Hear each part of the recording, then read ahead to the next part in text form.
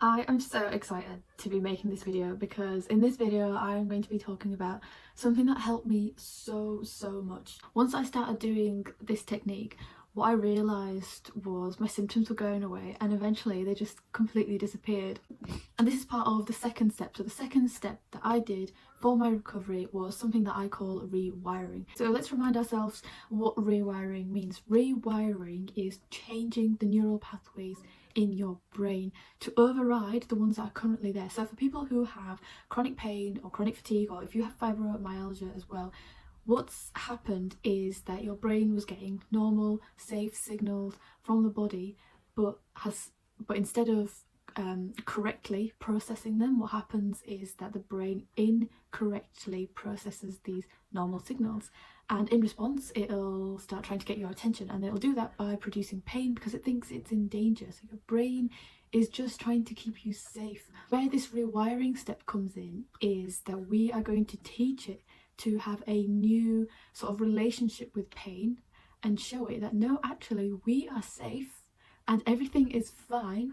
It's actually not about the pain, it's about your brain not feeling safe, and your brain has just made a mistake and it needs to learn that it's made a mistake. And the way we teach it that is by doing this therapeutic technique, which is an example of pain reprocessing therapy. So this therapeutic technique is called somatic tracking. When I was in pain, I would just feel really rubbish, I'd want to distract myself, and I'd go like down this spiral of I hate this, I'm so angry, I'm so frustrated, why me? I felt pretty much sort of victimized. I sat with it and I thought, okay, I would often speak to myself out loud, so I would go, okay, so what's happening here? What does it feel like? Where is it moving around?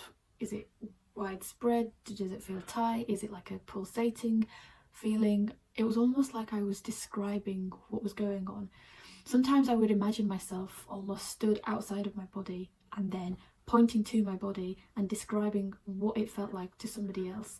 The reason why we do that is because by being able to sit with the pain and being able to take away the fear, you're taking away the fuel. Your nervous system can calm down. Now when your nervous system calms down, your brain then almost like can breathe. It has like the psychological space to go, okay, what's happening here? Am I doing the right thing? Should I be producing these pain signals? And eventually over time, the more you practice this, your brain will realize, I'm not meant to be doing this. I'm not meant to be producing pain or fatigue or whatever sensations you have. So over time, your brain will start to process the signals correctly, and as a result of that, your pain and your fatigue will disappear. In terms of how long it takes, okay, so it took me about 2 to 3 weeks for my pain levels to reduce by 70 to 80%.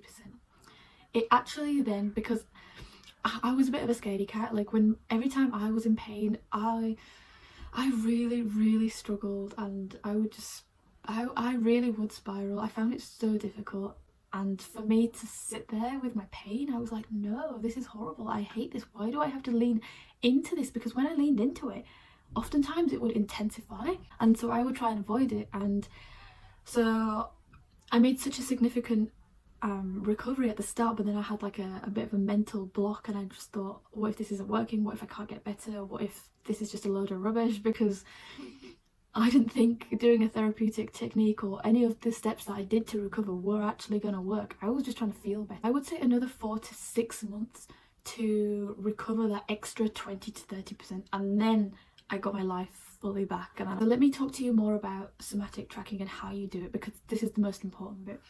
With somatic tracking, you want to do it for either a few seconds or a few minutes. It doesn't matter. What matters is the quality of your approach.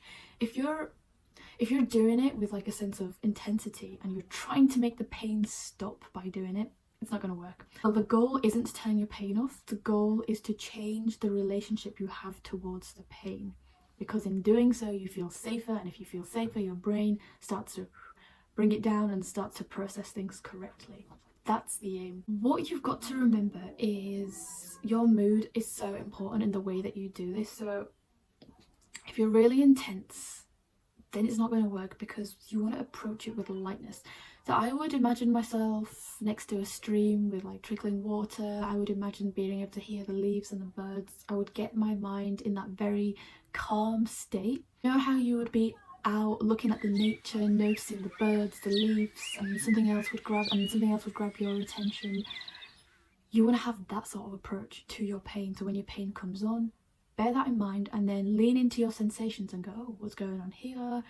Oh, it's moved over here. It started to wriggle around a bit. It feels a little warm.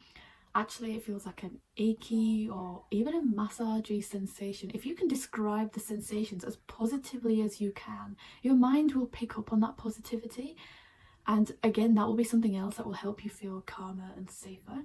One of the coolest things about this is you actually want to be in pain, because if you're in pain, that means you can practice this technique, and if you can practice this technique, you can start your healing journey. If my mind drifted off, I would let my mind drift off. If I got a bit distracted, again, that's absolutely fine. You're not watching it like if you don't watch it, it's going to be the end of the world, and you're not watching it trying to take your pain away. Because remember, if you're doing it to try and take away your pain, that means on some level you feel a bit frustrated and you feel quite tense. Now your brain's going to pick up on that and think, okay, I'm in danger, I'm doing the right thing, I'm going to carry on producing pain, which is not what you want. So remember, bear that in mind.